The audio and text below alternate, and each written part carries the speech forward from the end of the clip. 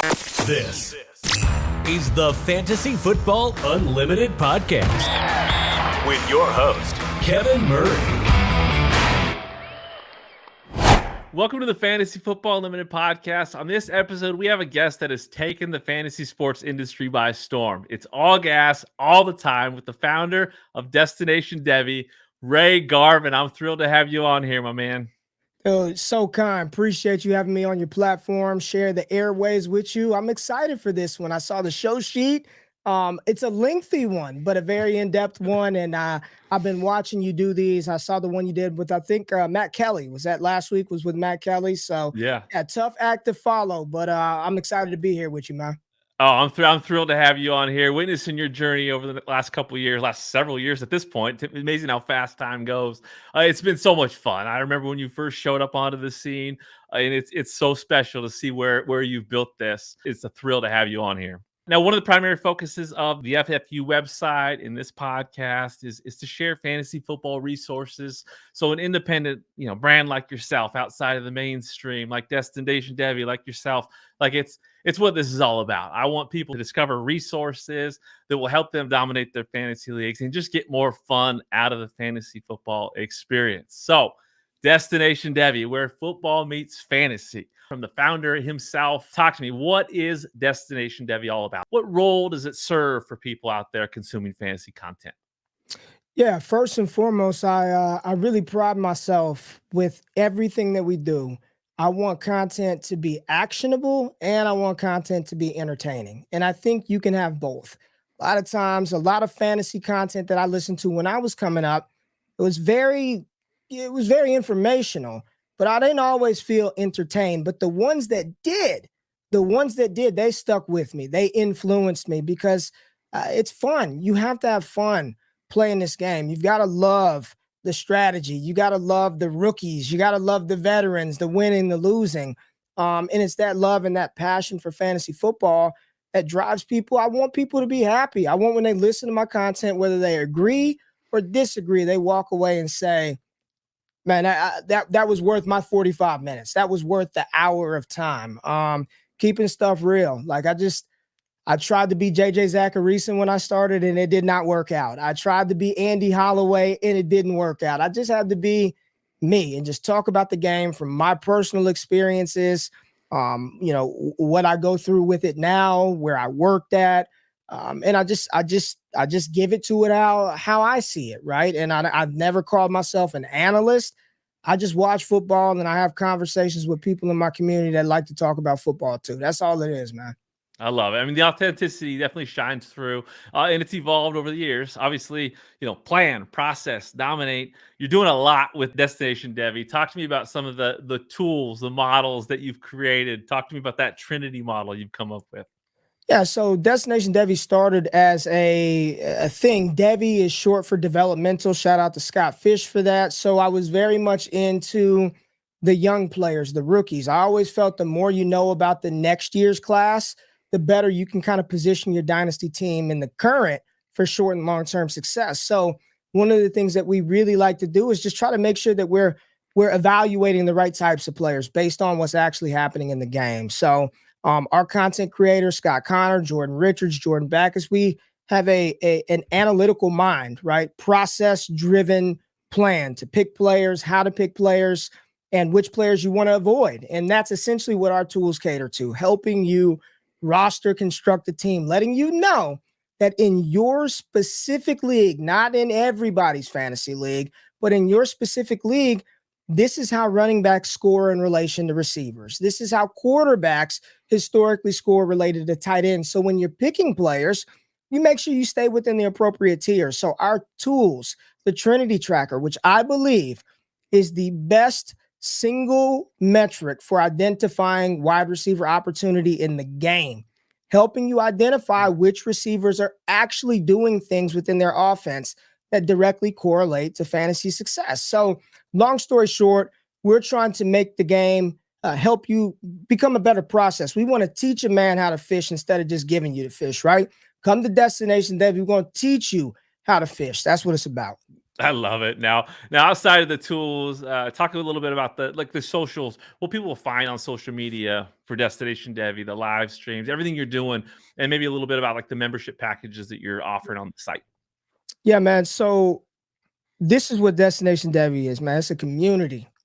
And I mean that in the sincerest way. There are people that have been rocking with me since I started that thing in 2020.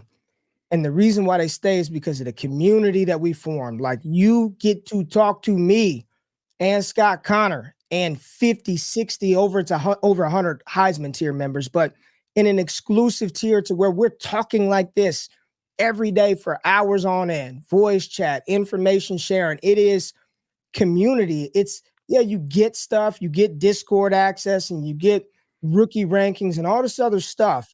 But the most invaluable thing, I call it a fully immersive fantasy experience, is you get to truly interact with people every day, all day, 365. Crazy dynasty degenerates. So you can find me at Ray GQ. You can go to patreon.com/all gas. You can go to destinationdevy.com. And I promise you, if you sign up for that tier, if you sign up for the tier and engage for a month, and if you hate it, you're like, oh, that was a waste of my money. I hated this tier. It was the worst decision of my life. I'll give you money back. I'm not here to take anybody's money. If you're looking for a community of truly dynasty degenerate sickos that love this game where it's all love, no BS, go check out the Heisman tier. And if you hate it, I will give you your money back. I Word love that. to everything. I love it, man. And how about the Wake Up with Ray show with Jordan Ray? Oh, man, that's just fun. Wake up, Yeah. Listen, get up, 9 a.m. Eastern Standard Time. Me and Jay Rich every single Monday in the off season. I don't know what we're going to do each Monday, but I promise you, you will have a good time with 300, 400, 500 other people early in the morning as you're starting your Monday off. I promise you, we'll talk football. We'll talk some other stuff. You'll be entertained. And check us out every single Monday, 9 a.m. Same thing on the YouTube channel, Destination Devy. I love it, man. Incredible stuff, Ray. Incredible stuff. Now let's learn a little bit more about the who and the why behind Destination Devy. Let's talk a little bit about your professional background as an attorney. Was that always something you wanted to do? No, absolutely not. I got my bachelor's degree in psychology in the final semester. I was like, well, I really don't want to do this. LSAT. Okay, I got in. Let's go. But yeah, I started off at Chadron State College in Nebraska and ended up graduating from Texas Southern University, then Thurgood Marshall School of Law, then St. John's Queens School of Law. Got 2 law degrees actually. I wanted to be an athletic director. I heard that, you've got a better chance of being an AD if you've got a law degree, if you knew how to raise money, got into fundraising, doing all these other things. Like, I love sports, man. When I say I love football, like, I love football. I remember, dude, like the first thing I ever really remember asking my mom for Christmas, I was in the 3rd grade, like just my memory. Maybe it was the 2nd grade, but I asked for a weight bench. Like, I wanted a full-on weight bench because it was time to go. Like, I needed to start working out to get ready to play. I remember my first year in Pop Warner, dude. My birthday it was too late. So I didn't get to play, or it was too early, or it was too late. And I cried that I couldn't play. You know what I mean? Like, I love football. So becoming an athletic director was a dream.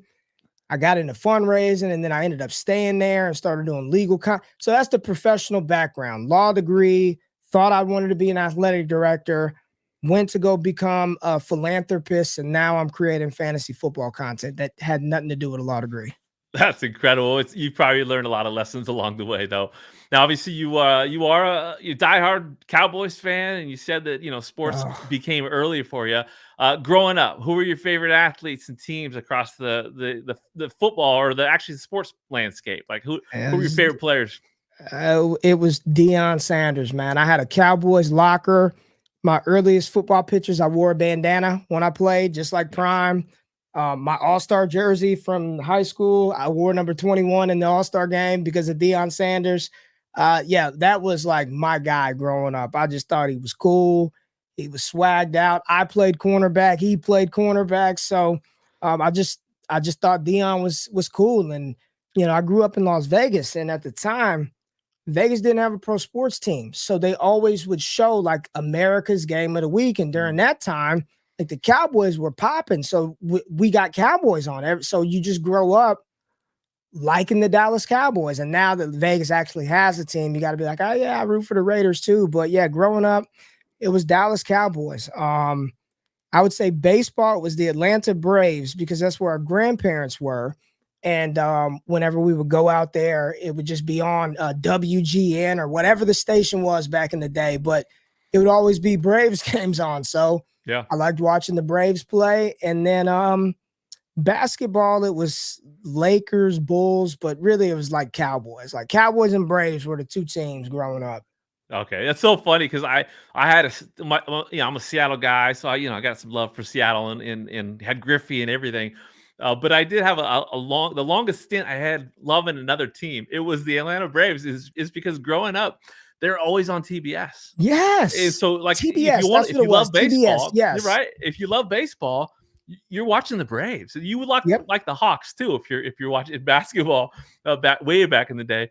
But yeah, I love the Braves. I love Ron Gant and David Justice and that pitching staff. Chipper I love Jones, that too. So, Maddox, Smoltz, man. Like that was the team. That's awesome. So as a sports fan growing up, what was your biggest loss? What was the biggest defeat you ever experienced?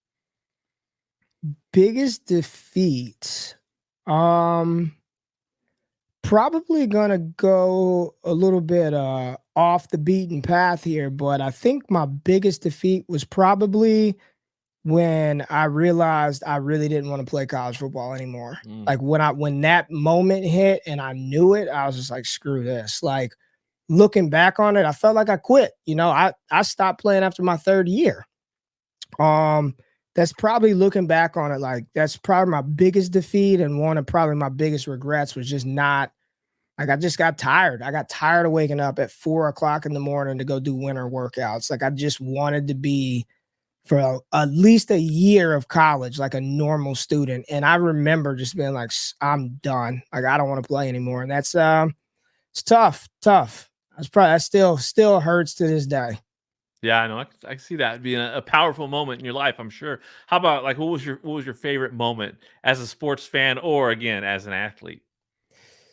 Well, the Cowboys has been 28 years now since they've gone to the Super Bowl and won. So I can't even, that they don't hurt anymore. I'm numb. I'm calloused to Dallas. But biggest sport, honestly, man, probably a very recent moment. My son is a baseball player, and we were at the ALCS game where the Astros, when they clinched that game, like we were there, and to see him jumping around and getting excited, and they're hitting home runs, and he's getting to experience that, and I'm excited, and my other little one is there with me. Like as a sports fan, to share something like that, like they didn't understand the significance of that game, right? That these games that they're playing, that's now they're in the World Series, man. They're actually there. They don't get how hard that is, but to see how excited they were to be there, at least my oldest, my 4-year-old probably didn't give a damn, but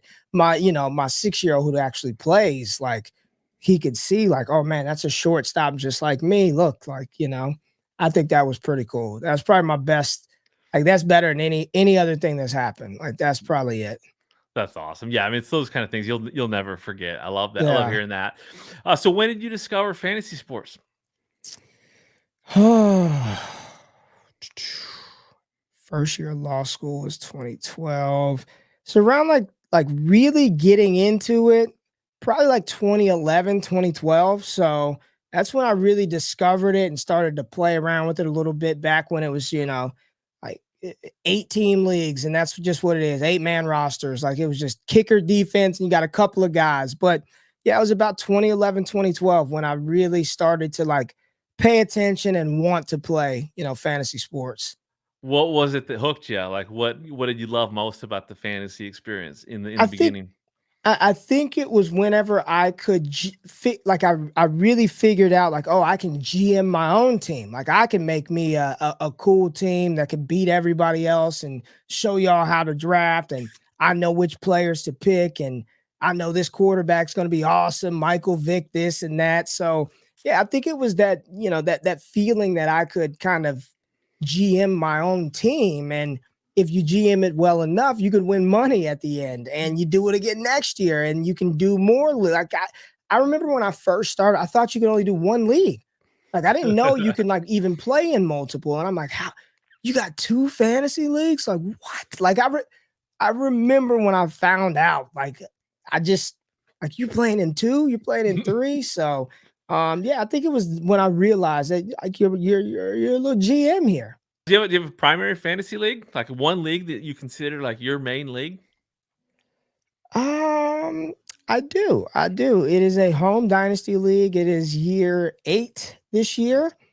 No one says anything until like August. It's inactive most of the time.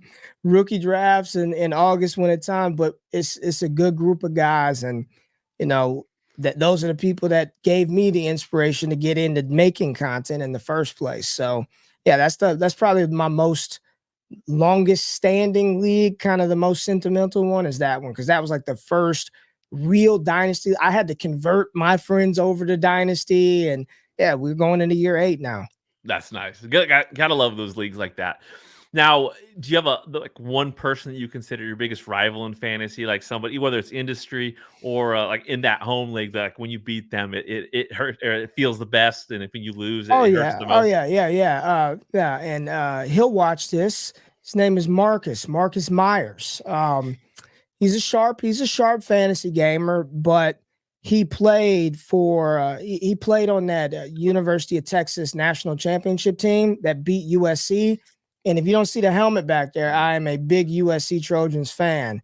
So he and I give each other crap all the time about USC and Texas, and well, we beat y'all in this. And anytime I get to just jab him a little bit, it feels nice, even though that happened almost 20 years ago, 2 decades ago. It still feels good. I love it. We all got a Marcus. I love that. Yeah. Now, do you do you have a favorite like league setting? Obviously, something tells me you like Devy, but do you have favorite league settings or formats in fantasy? I actually don't even play in Devy leagues anymore. That's the crazy thing. It's Destination Devy, and we just it's rookie focus, it's dynasty focus. But Yeah. best ball for me, I love best ball. I love the strategy around it. I know a lot of people. There's a misconception that it takes the fun out of it. You don't have waivers. You can't. It's the same thing. Waivers, trades, all of those things. Trade picks. I like the strategy about constructing a roster to try to score you points optimally, and truly building the optimal roster to maximize points. It's a different level of strategy. The thing that would bother me about lineup leagues is the fact that you could do everything right, and then the guy goes out there and tweaks an ankle the first play of the game, or Aaron Rodgers shred. Like, that's a tough way to lose, because it's not like Yeah. you picked the wrong player. It's like I I had no clue they were going to bench him before the game. I clearly wouldn't have played him. So kind of removes that from the aspect. So you truly are like the best team that was able to construct a roster to maximize points. That's the team that wins the league normally. And I think that's cool. That's a hard thing to accomplish. So best ball is by far my favorite type of format. Yeah, it's nice, obviously, when you're busy during the season too, but you just construct that lineup and or that Yeah. roster and let it fly, right? Yes, sir. Now, you yourself played defensive back in college. How did that experience shape, I guess, how you analyze the game of football? Obviously, it's a unique component to your analysis. I think the big thing is it just it keeps me level and grounded, because I know all progression isn't linear, and it doesn't just always go directly up like an elevator. Sometimes it goes up and then it levels off, and maybe it takes a dip, but depending on the player, the situation, sometimes that dip can bounce back up. I think, it gives me a little more grace with situations, and understanding that every rookie is not going to be able to come in and be Justin Jefferson or Puka Nacua, and that doesn't make them a bad player. Doesn't mean that you should bail. He's a bust. They're no good. It helps me understand that I truly know and believe that situation absolutely matters, right? If you give, if you needed kidney surgery, you wouldn't go to an orthopedic surgeon to get that done. And I understand that Mac Jones went from having an offensive coordinator in Josh McDaniels his rookie year when he finished second in rookie of the year voting to Jamar Chase. That very next year, they put a defensive coordinator in Joe Judge in positions to call offensive plays. That matters. I'm not sitting here to make the case for him being good, bad, or indifferent, but I think playing the game truly gives me a level of empathy and also a level of realism, right? I was the Trey Lance, Brock Purdy situation, anybody that was caught off guard, you're just living in Hopium Island. Like that you should not have been caught off guard by that. If you're sitting back today and you're caught off guard, that Fields is probably looking at a role other than a starting job, then you're not paying attention to the game. You're looking at a different fantasy is not real NFL, and real NFL is not fantasy. So you got to make sure you can separate the two. And you talked about Destination Devy, where real football meets fantasy. The real was the team is letting you know they're probably going in another direction, and you should have seen it coming, right? That's how I believe my experience in playing the game, being around the game, being in athletic departments with high-level NFL draft, just watching them as youngsters, right? It gives me just that level of like reality check of what's happening and what's not. Don't mean I'm 100% right. Doesn't mean I'm right every single time. But more times than not, I am. But just not every single time. But you get what I'm saying, right? It just gives me that different a different reality checked approach when I'm drafting these guys, trading for or trading away players. Well, I mean, it's a unique perspective to have in this industry, and I appreciate it. I think it's awesome that you've found yourself in fantasy. I think it's a great fit, and you're crushing it. Obviously, when did you decide to dive into content creation? I remember seeing you back in the day, like 2020. But when did you officially start, and what inspired that? Yeah, it was 2019. It was 2019, and I was driving into work, and I was listening to a podcast which will remain nameless. And I remember they were talking about the 2019 class. I believe that was David Montgomery and Kyler Murray. And I'm listening, and I'm just like, no, like, no, just because he's short doesn't mean he can't be. And I mean, they were speaking in absolutes. It's one thing I don't do. I try not to speak in absolutes because we don't know anything, right? Especially we're playing a proxy for a game. Like, we're not even playing the actual game. We're playing a proxy of a game. I'm not going to sit here and act like we're all knowing, but I'm listening to this and I'm like, I can do a better job than this of explaining kind of why you would want to like Kyler Murray or David Montgomery or vice versa. Like, I just was driving in. I said, I can do a better job than this. And I love fantasy. I've been playing since 2011, 2012. I liked it. I'm listening to this, and it just wasn't doing it for me anymore. Right. It just was. So I said, instead of just, some people just talk, right? They like to troll and talk. I just said, all right, well, then let me put my money where my mouth is and try then. I And I love bought it. some equipment. I set up in the guest room, and I made a commitment to myself to do the show for like a month. I said, just go a month. Don't stop for a month, hell or high water. Do it. I still got a podcast case that I bought. And I remember going, our family switches rotations every Thanksgiving. And I was going to my aunt's house, and I packed all my stuff up and I took it to the plane because I said, I don't care where I'm at. I'm not missing a pod. And it just kind of started from there. I said that I thought I could do better than somebody I heard. So instead of just being a troll and talking about it, I put my money where my mouth is and said, well, go do it then. And I'm not going to say I'm better. At the end of the day, it wasn't really, it wasn't about being better than them. It was, I think I can, the better way and the more professional and more adult Ray would say this is, I think I could do this a different way and provide a different lens to this. You know what I'm saying? And, that I think I've been able to accomplish. Yeah, you think you can offer something unique, a perspective that's unique, and Right. you've clearly done that. Your decision to dive in is something I think is phenomenal. Your talent is I mean, it's clear. Like, your communicate, the way you communicate with such passion and confidence, like it's off the charts. I'll believe anything you say because you have such a great way to deliver content and deliver your message. Like, so I mean, to me, I always wonder, like, your talent, your drive, your hustle. Like it's so clear, like you got it. You got that it factor. You could have chosen any profession and found success. Why did you choose fantasy sports? Dude, I can make money talking about football. Are you crazy? Like this is what I get paid to do. Are you kidding me? Like this is I'm blessed. I appreciate it. And I think that's why I try so hard to be entertaining and actionable. I want people to walk away and be like, okay, different perspective. At least I took something away from that side. And man, heck yeah, that was entertaining. Like I liked Ray. Like that entertained me at 8 o'clock in the morning, right? Yeah. I people enjoy it. And if I could bring, like, I'm all about, like, I don't try to get into no tizzies with nobody on Twitter.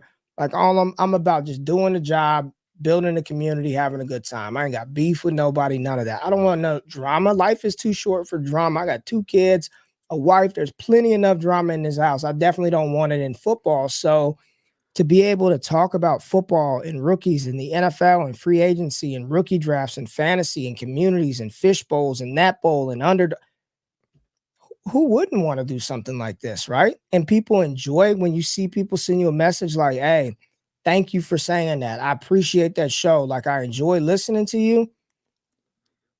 You know, I got friends all over the world. This is cool. Like, this is fun for me. This is a dream that I never had, that it came true. And I'm very grateful and fortunate and blessed to have it. That's fantastic. Now, from day one until now, you've done a lot of work, different sites and what, like Yeah. different brands. Like, talk to me about some of the experiences you had, some of the positive experiences you had with like DLF, and you're doing some work with like Bleacher Report. Talk to me about the journey, some of your highlights. Started with Dynasty Nerds. So shout out to Rich and Jared and Garrett and Matt and those guys over there. Dennis. Started at Dynasty Nerds. They allowed me to write. You know, I think they paid me like $5 an article or something like that. But at the time, dude, when you really are passionate about something, you don't even care about that. You're like, Dynasty Nerds lets me put something on their website. You know, like, really?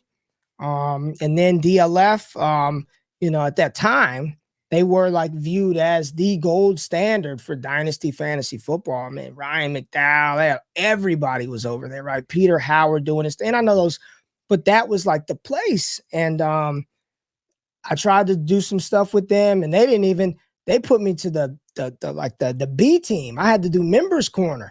Like, I didn't even get on as a writer. Like, you know what I mean? And writing ain't my forte, but I had to like grind to get on the content team at DLF. So love Ryan McDowell and those guys. They were so supportive. A lot of things I got to do with DLF, just really good. Dynasty Nerds and DLF is my start. And then I never thought I'd ever be on a podcast with the Podfather. Like, what? Hell out of here, the Podfather. But, got to meet Matt Kelly, and Ryan Lopes and I did the Futurecast pod, really to bring rookie content and Devy to the forefront of Player Profiler. They've since done a lot of things, but we helped originate that, you know what I mean, for Player Profilers. So that was cool. Matt, loved those guys, and got an opportunity to do some work with FTN. When they started up as a brand new fantasy company, a lot of, Elliot and Kevin and those guys allowed me to kind of do my thing with them. And then Fantasy Pros. I mean, my goodness, Fantasy Pros. Myself and Kyle Yates had a show, Draft Network with Paige DeMacos. And, through all those stops, I learned different things and, hopefully contributed over there. But moving forward is all about Destination Devy. That's what I do. For the main thing, Bleacher Report is again, homeboys from back at the crib. Dude, I saw you on the Bleacher Report app. Like, that's an opportunity that when you get that opportunity, you take that opportunity, and you make sure you put your foot in that opportunity so they continue to have you back. So I've been blessed to be a part of the Bleacher Report family for the past 2 years. So yeah, that's my journeys, and been to a lot of places, but I think I'm settled at Destination Devy and Bleacher Report for now. I love it. Amazing stuff. Now, are you surprised by the growth that you've experienced with your content? A little bit, not a little bit, kind of not though. When I came into it, like, there weren't a lot of Black content creators. There just were not. There weren't a lot, and there weren't a lot that did the thing that I did, which was get on camera, have the confidence. if you remember, man, 5 years ago, people really weren't on camera like that. Like people weren't, it wasn't the way the content was consumed. It was a lot of articles and it was a lot of podcasts, but there was not a lot of video work. And the video work that did exist, it wasn't a lot. It was just like turn on camera, go. There wasn't all this cool stuff and transitions and overlays. So I start, there was a very unique opportunity at that time for me in fantasy. Right now, there are so many talented Black creators in the space. Like, and I don't even want to start naming because I don't want to exclude anybody. But there are some on some major platforms doing some really awesome things. But that wasn't the case back when I started. It just wasn't. So I just, it was a unique opportunity and a unique time that so am I surprised? No, not really, but I'm always humbled. I'm very appreciative and I don't take it for granted. And that's why I try so doggone hard to make sure that my content is actionable and entertaining, because I don't take it for granted.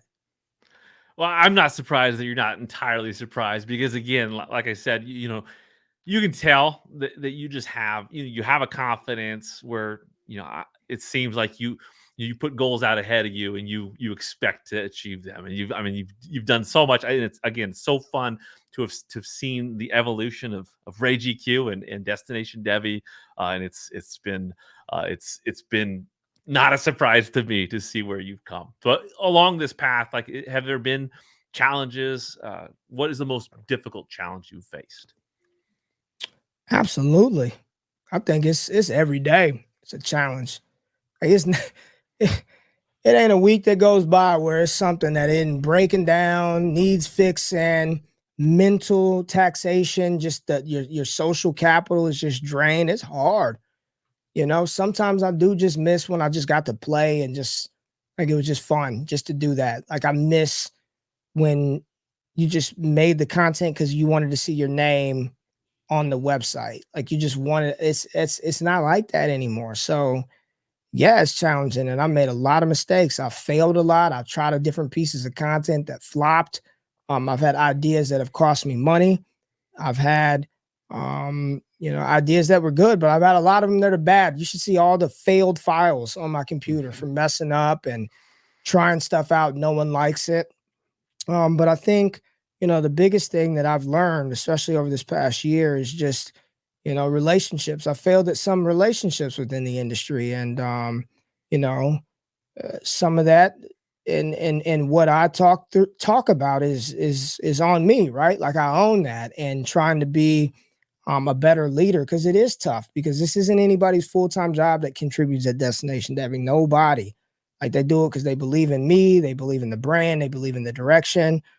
So having to make sure that I balance sort of that volunteer, even if paid, still volunteer, how to balance like the thing that's mine versus the thing that I'm just kind of borrowing their time. So I've had a lot of learning lessons, and I'm still learning. I literally left the Senior Bowl and I downloaded a book that is basically trying to help teach better self-reflection tools, right? So I'm always trying to get better, and I'm not perfect. Everything that I've touched has not turned to gold. Some of it has turned to complete opposite. So it's all a learning lesson, but through that you just got to continue to grind, and I got a passion for it, so I'm gonna continue to grind for it. Right on. Now, let's talk a little bit about the community, fantasy football community. It fits in with that. Obviously, you're building a team at Destination Devy. What's the support of others meant to you during your journey? And aside from the a terribly unfortunate Achilles tear, how was your fantasy football expo experience? Kind of versus kind of meeting people in person.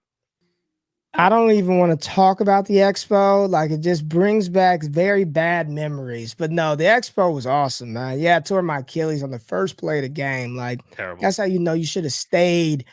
I stopped playing a long time ago for a reason. I get back out there and that's what happens. But just being able to be around folks, and I don't know, man. You never know who you impact on a day to day, what you might say that somebody hears, but just I had some people come up to me and be like, "Hey, that episode where you said this, I just had to come up and say like that made my month." I didn't like just being able to interact with folks that really like watch you. Like, there are people who look forward to seeing me on Mondays. And I know it may be tiniest sliver of the world, but like people wake up to watch me and to see me like, dude, I love watching you in the morning. My daughter sits there and watches the show with you, you know it.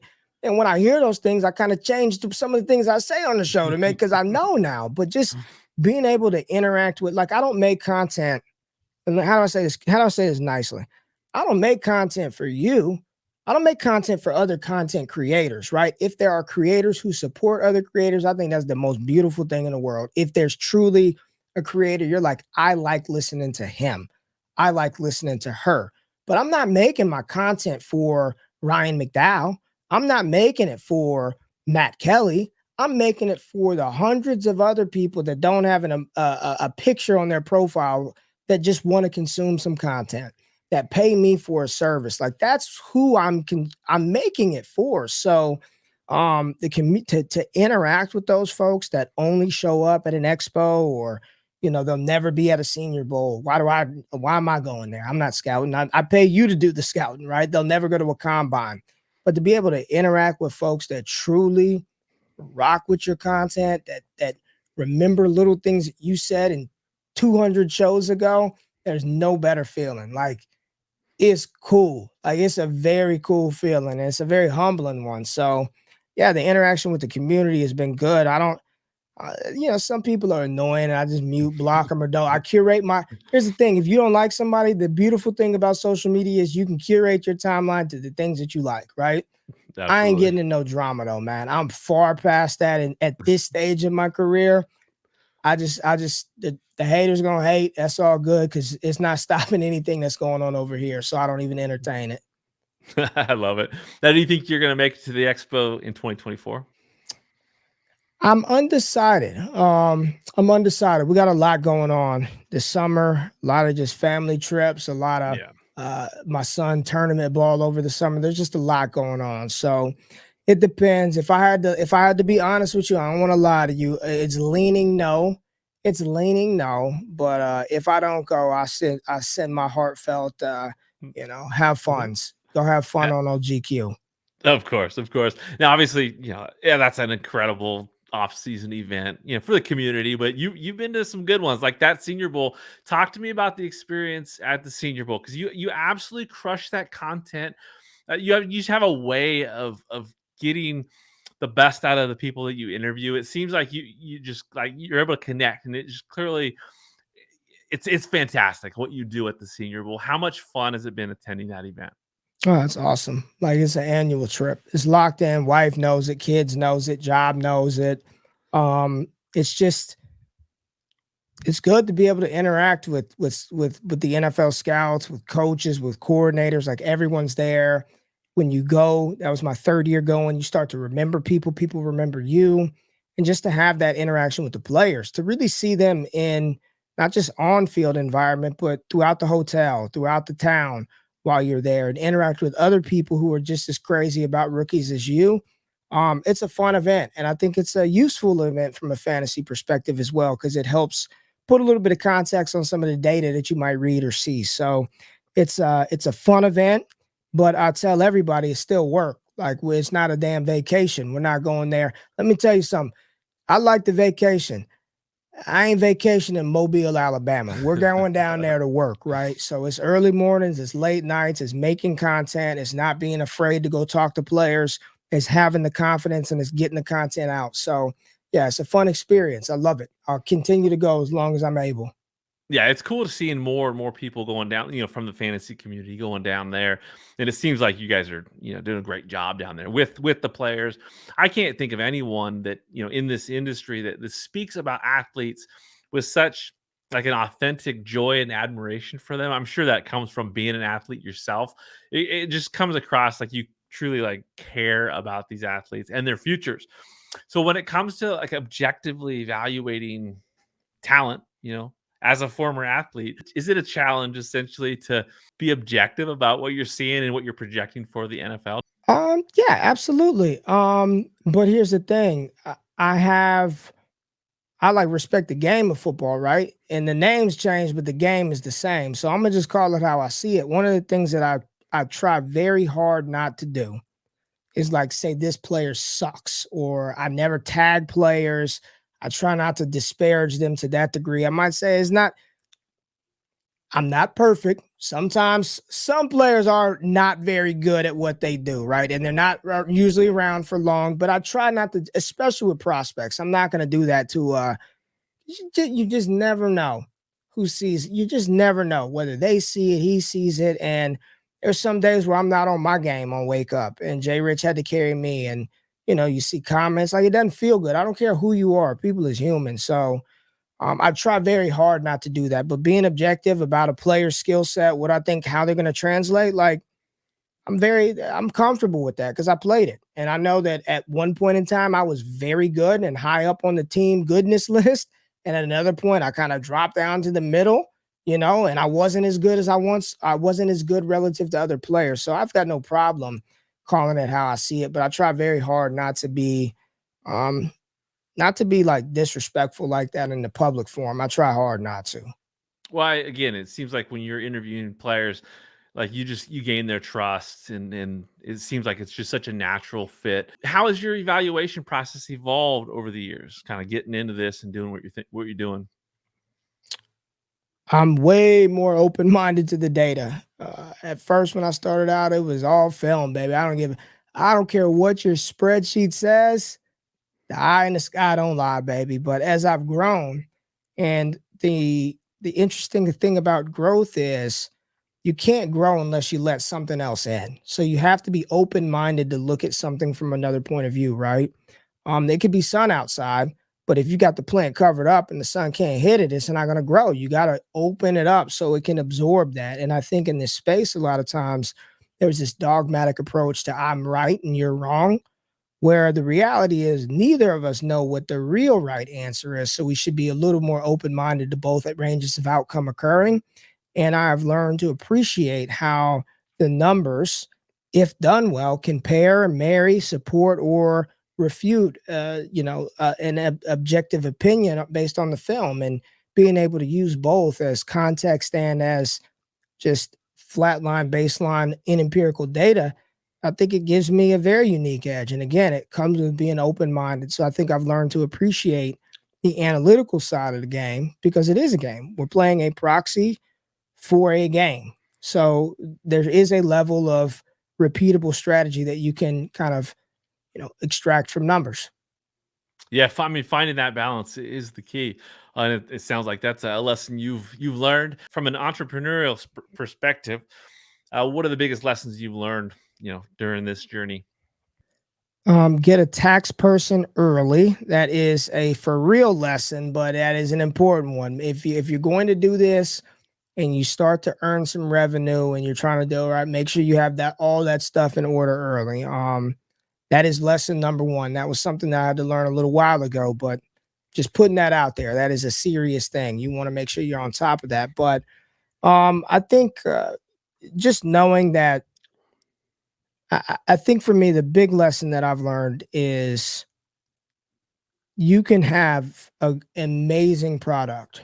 Like you can have an amazing product, and that product might be very useful, and people will use that product for as long as they have a use for the product. And when they don't have a use for the product and the product is no longer valuable, therefore, goodbye.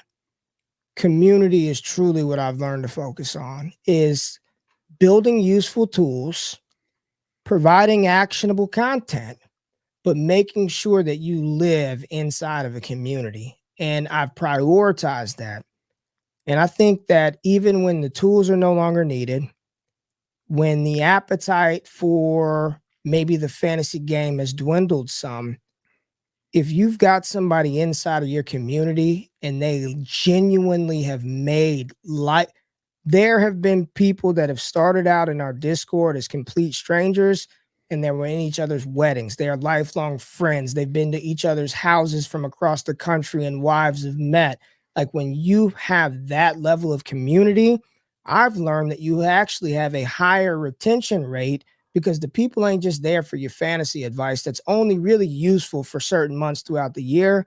They're there because you've built the place that they want to go to, that they want to see their people in, inside of that Discord, inside of that private channel in the Discord, and that community, focusing on that, not so how much Twitter followers you have or YouTube's.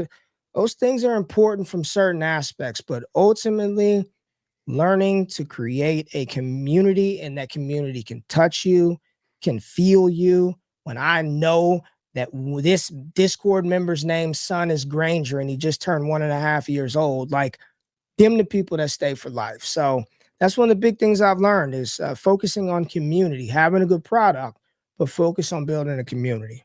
That's fantastic. Yeah, I mean, to me, like fantasy, like the league experience as a foundational component to why we love this game. It's about connections. It's about the community, whether it's a 12-man league or as an entrepreneur, the community that you're creating, through your brand. It's all the same. It's about connections. It's about community. That's fantastic. Now, when it comes to the football season, we're far from the season, but it is draft season. It is. We got free agents going on right now, but the draft is ahead of us. Can you name some of the players that you're just most excited to see where they land? You don't see that guy up there, right there from LSU, Malik Neighbors, man. I've been talking about this kid for about 2.5 years now. I've been talking about him for about 2.5 years now, and he's almost there. Like, I just want to see where he lands. I truly believe this is an elite level receiver. He and Odunze and Harrison are in the same tier for me. They are incredible prospects. I want to see where all those guys land. And then, of course, the quarterbacks, man. Everyone's kind of dogging out Drake May right now a little bit, but I still think he's a phenomenal talent. I think he's got a skill set, which all it takes is one team to fall in love with those tools and traits. So, having those guys, Caleb Williams, of course, is a USC Trojans fan, seeing him where he officially lands. And I'm excited for a lot of these high-level rookies. I also want to see where Ladd McConkey plays. I got to interview him at the Senior Bowl. Really enjoyed him. Spencer Rattler, you talked about being objective with athletes. It's all in the framework of how you approach them and in the question. And, I let him know. And in that question, I asked him, hey, man, you've faced adversity. You've had the highest of the highs and you've had the lowest of the lows, right? That's a lot different than saying, hey, man, you were really sorry for a couple of years here and then okay. Like, it's how you talk to the players. But seeing where Spencer Rattler ends up, I think he's a nice later round quarterback developmental type dart throw. So I'm just excited for the class in general, man. But Neighbors, that's my dude right there. Yeah, it's a fun time of year. I can't wait to see what happens in April.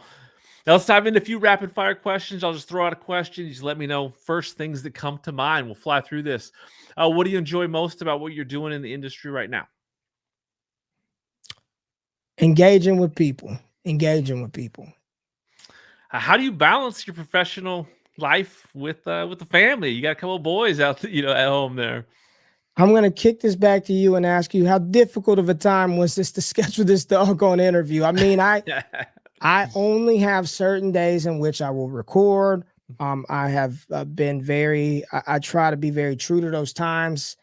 If it doesn't happen by this time, it doesn't happen that day. I don't want to take time away from my wife, and I coach my boys, so I'm not going to take time away from them. So sometimes it takes a little while to get stuff. It's not because I'm big timing, but I've always said this, and this is very important.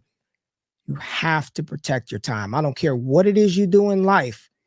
You have to put a block on your time because your mental and physical health is not worth doing 1 million pods a week and not saying no. Sometimes you just have to say, I can't do it tonight, but let's find another day. So I really protect my time. That's how I do it. That's the best lesson learned from this podcast episode for sure. What are your favorite activities outside of sports?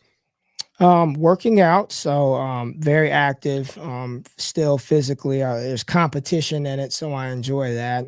I play chess quite a bit. I enjoy the game of chess.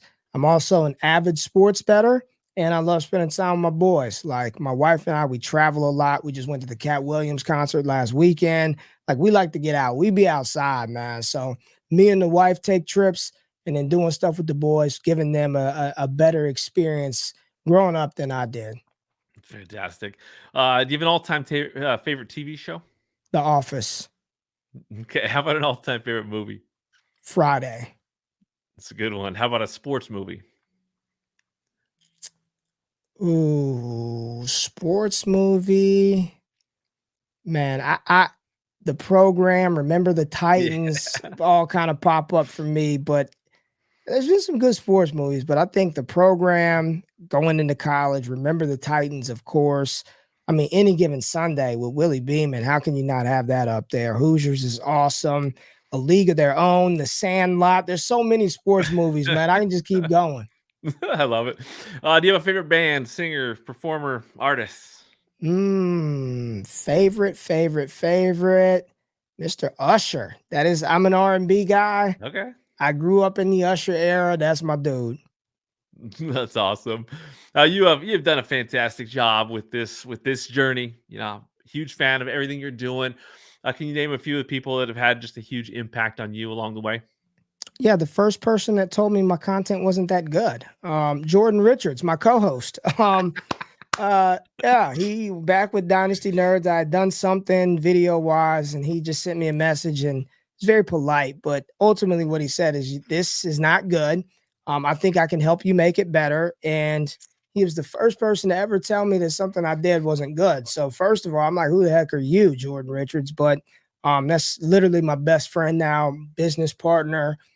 So he's been very influential. Scott Connor from Dynasty Trades and Five, him taking a leap of faith and kind of shutting his thing down and truly partnering with Destination Devy. Like, I pay that dude a real salary. I can't thank him enough. And then just everybody out there that like really rocks with me, that listens to the content, because if people didn't listen to it, I wouldn't do it. If people didn't like the community, I wouldn't waste the time. So I think it's those guys, and then the people who have truly just been down with me since I left, like, the other places, because it's hard, man. As an independent creator, it's very difficult. I don't have the resources as everybody else.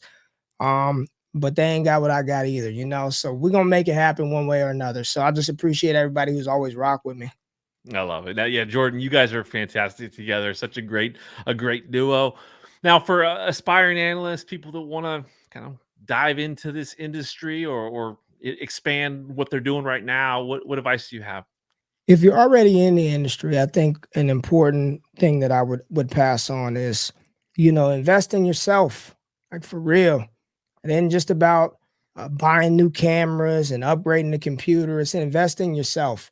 Make sure you understand, the lighting of your setup, why you make content, when you put content out there. Invest in speech classes. I listen to a lot of content and you hear a lot of ums and ams and ums and ahs and ahs, and that's those filler words. It's better to be silent for like a little bit of time instead of doing that at the start of every sentence. So invest in a professional development class to help you with speaking. If you're afraid to get on camera, invest in something to help you overcome that fear, because this is the wave of the future. So my big thing is invest in yourself and don't worry about anybody else. Don't worry about what Ray Garvin is doing. Don't worry about what Matt Kelly, Andy Holloway, and FF. Focus on you. Focus on making the best content you can make. Focus on being better tomorrow than you were today in your content. If you felt like you were ill prepared for the show that you did the day before, make sure you're even extra prepared for that next show. Focus on what you're doing. And as long as you focus on what's in front of you, you won't miss your blessing, because if you grind hard enough, I'm a true believer that whether you want to call it a blessing, luck, good fortune, it follows those that truly work, right? So continue to do your thing. And if you are an aspiring content creator, figure out what it is you want to do. Figure out what it is that you want to do and then attack it. Give yourself 30 days. Give yourself 30 days. You can't do one show. You can't write one article and say, I'm done. That didn't work out. Be consistent. Give yourself 30 days. Like, I'm going to make 2 podcasts a week, Monday and Friday, for the entire month. I'm not going to miss a Monday. I'm not going to miss a Friday. Set a time, commit to it. And then after you give yourself that month of time, reassess. Are you enjoying it? Do you like doing it? Because if you're not passionate about it, and if you're doing it for $1, you're doing it for the wrong reason. Because the reality is, very few people can actually earn a sustained income doing this. It's tough. It's a grind and it's hard. It's even harder if you're doing it by yourself. So you got to make sure after them 30 days, you still enjoy doing it, and then do it for another 30 days. Don't commit to anything longer than 30 more days. And before you know it, if you're passionate about it, you love it, the habit is there, you got a set schedule. Now you got something, right? Now you got a little you got a little catalog behind your name. You've come up with some stuff. Then you can think about, okay, like now I'm going to put a little something into this. I've done committed to these 30 days for 6 straight months. Let me upgrade the mic, right? Let me get me a webcam. Like, let me take the next step. Like, just focus on you. Take it 30 days at a time, day at a time, 30 days at a time, day at a time. I love it. No, that's great advice. Amazing message right there. There's no doubt that you have a passion and a love for what you do. What does the future hold for Destination Devy? We're just going to keep going. Future's good. The future's bright. We just want to continue to provide as entertaining, as actionable content as possible. We're going to continue to grow the community. We're going to continue to put out tools to help people fish in fantasy football leagues, help people understand what they're doing and why they're doing it. We're going to continue to do that, and we're going to continue to just keep having fun. Everybody at DD, there's nobody there but against their own will. There are no hard deadlines or any of that stuff. We just have a good time. So we just want to continue to grow, expand, and hopefully welcome more people into the community. That's what I want to do. All gas all the time, baby. This sounds great. Is there anything we haven't covered that you want to share before we close things out here on this episode? Nah, man, thank you. This was refreshing. It was refreshing to do something like this and not just talk deep level strategy about fantasy football or the rookie class. Nothing else to add. But if anybody out there truly has a question, they want some advice, just hit me up. If you hit me up on X at RayGQ in relation to this, I promise you I'll respond to you and try to hit you back with whatever else you need. You know what I'm saying? Like, there's plenty to go around. If you really want it, and you listen to this, and this is what inspired you to take that step, get at me. He's going to post this video, post this episode. Hit me up inside of that tweet. I will respond to you and give you whatever advice, feedback you need. There it is. That's Ray JQ. Doesn't surprise me that you would make that offer because, again, you've been awesome to me over the years. I see how you are with the community. Love everything you're doing with Destination Devy. Keep up the great work. I can't wait to see what's next for you in 2024 and beyond, because it's the best is yet to come for sure, my man. Appreciate you. Thank you for listening to the Fantasy Football Unlimited podcast.